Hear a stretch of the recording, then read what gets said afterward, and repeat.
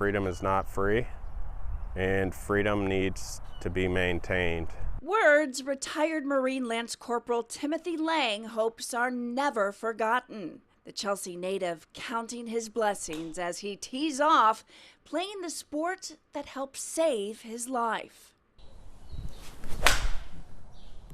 Getting out and finding the peace and quiet was incredible.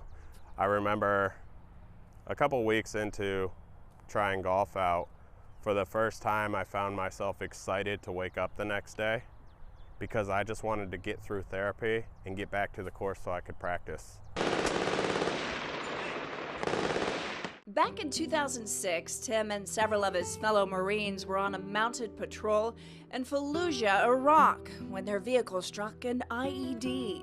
Launched our vehicle off the road, launched me out. I was the turret gunner, so I flew somewhere between 30 and 40 feet out of the vehicle. Knew everything that was happening while I was flying through the air. I could process absolutely everything. Your time slows way down.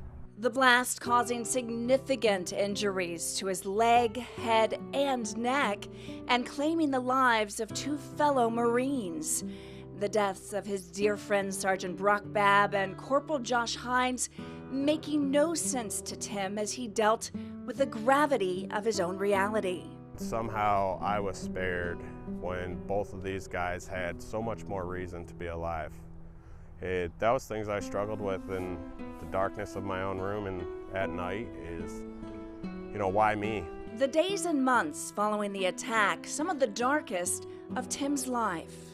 I was at a crossroads. I had 27 surgeries within the first 3 months, and it was like every week I was going under anesthesia. Had horrible flashbacks coming out of anesthesia. Literally, I wasn't scared of the pain of the surgery. I was scared of coming out of surgery because I would relive that experience every single time. It was during this time the nonprofit Semper Fi and America's Fund reached out to Tim, quite possibly changing the trajectory of his life. They started flying his girlfriend out to see him at Walter Reed, eventually bringing his entire family for a catered Thanksgiving dinner. It didn't stop when we left the hospital. So they followed us home. They made sure our homes were set up appropriately. They made sure that we didn't have any struggles doing whatever we were looking to do next. It was through Semper Fi and America's Fund that Tim learned to play and fell in love with golf, which gave him the strength to keep fighting through hard times. All my personal confidence was within. It had nothing to do with my body, with my appearance, with anything other than what's inside my head and the resolve and character I have. And I poured that into golf and slowly but surely got better and better. And along with my confidence I gained in golf, I gained so much confidence in life. While Tim tries to hit the links as much as possible these days, his number one job is being a father to his two children. As a parent, you experience a love that you've never felt before. It's very similar to the love you have for the boys that you shared blood with.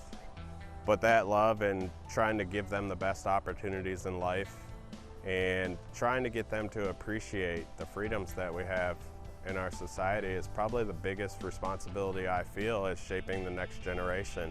And while Tim works to be the best example he can be for his kids and others, he is eternally grateful for the support he received from Semper Fi and America's Fund and their push to get him out of his hospital bed and onto the golf course. I didn't know what I was going to do for the rest of my life, but it instilled this level of confidence that it doesn't matter what I do. Whatever I do, I'm going to do it to the best of my ability, and I'm going to rise to the top just through hard work and perseverance.